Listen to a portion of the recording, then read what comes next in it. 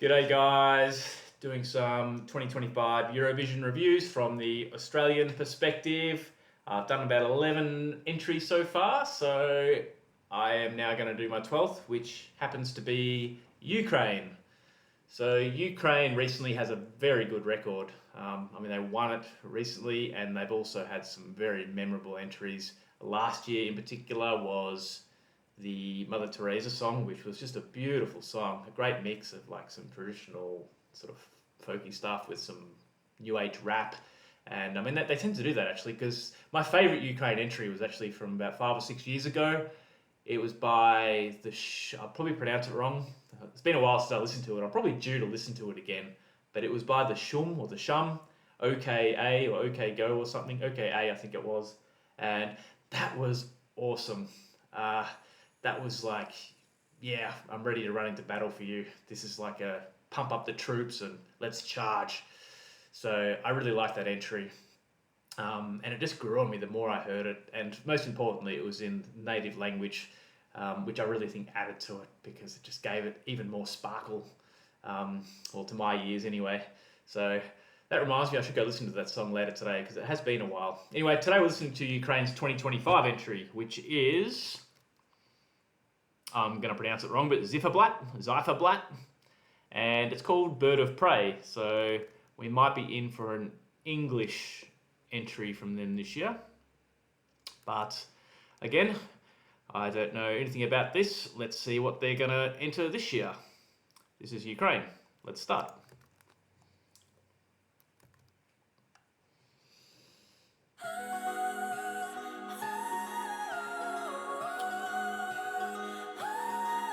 Okay, some high-pitched voices. Oh, it's live, I think. It's a live voice. Okay. Very hippie sounding.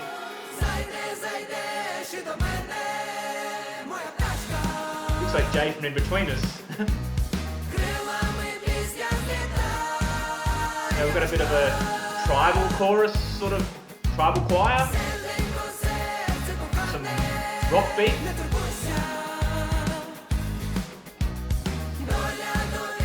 I feel like I'm in the 60s. That's in Ukrainian. A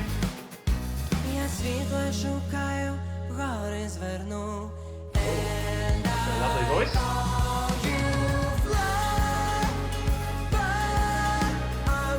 Changed. It's easy in English now.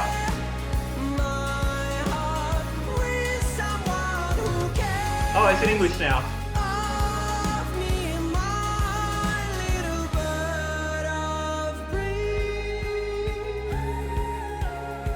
Oh, I like the background voice over that.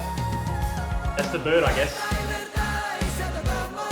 Back to the tribal chanting. Just change language again.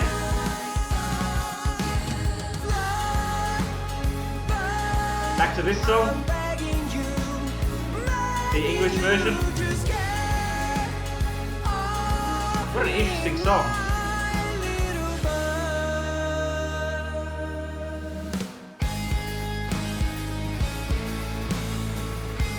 We're getting a bridge here, I think, instrumental.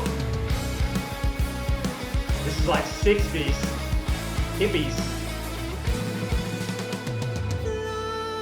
Like a bird, where do you go? I'm begging you, please just leave. It's definitely singing English. My heart with someone who flies. Oh, it just stops.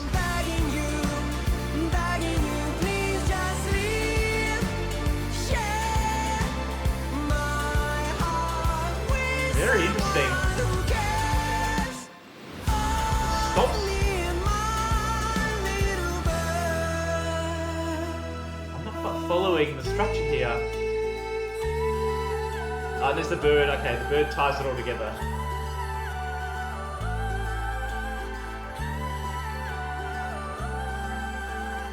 Great stylization too. I love what they're wearing. And that's it. Okay. Ukraine. What a fascinating entry that was. just trying to get a screenshot of the staging there. So yeah, it's a lot of flowers, a lot of flower power. So this is telling me, and the flares. Look at the pants, the flares. This is telling me it's like a 60s and 70s kind of hippie throwback, which I kind of got at the start because there's this tribal sort of chant earlier on that kind of sounds like a 60s sort of sound that they're making with a whole bunch of sort of people singing, not loudly, but sort of chanting it. I can't quite remember it now. I just saw it, but it's definitely a sort of choir chant from like a tribal, group of people.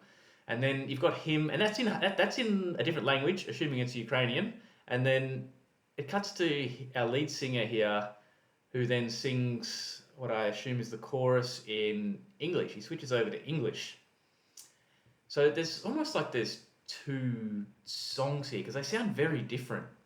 You've got this drum beat going with the quiet chant, and then when his part starts, it's almost like a little ballad almost. That he sings it very softly, and then there's some punches of instruments at some stage, and then some silence between it as well. So yeah, there's some very interesting things happening in the production of this song, and then they sound very good live, very entertaining. So yeah, it's just a bit surprised when the language changed. I sort of settled into listening to this in Ukrainian, and then I was like, hang on, I think I understand what he's saying. Do I speak Ukrainian all of a sudden? Oh no, hang on, he's changed to English. So yeah, it's hard. It feels very experimental.